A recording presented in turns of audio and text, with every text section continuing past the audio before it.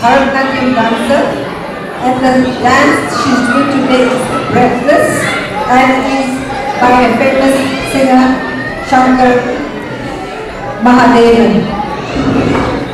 Manisha, please come now. I'll let Manisha introduce herself and say a few words. Melbourne Baki Asamiya ৰাইজলে বিহুৰ উলগ জনালো।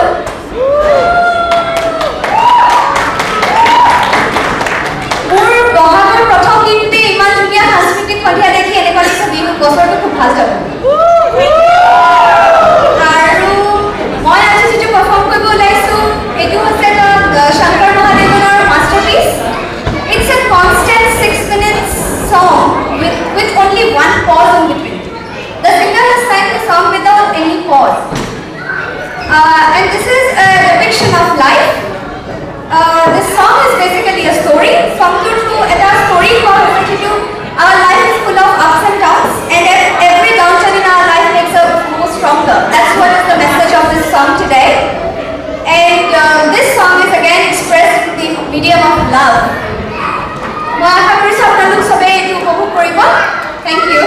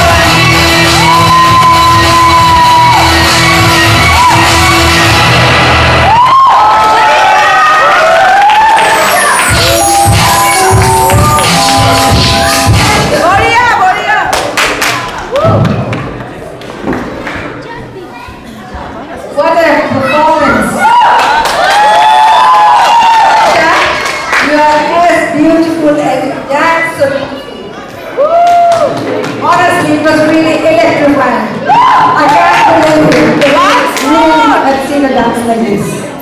Once more. And we hope to see you again and hope you come back to Melbourne to us.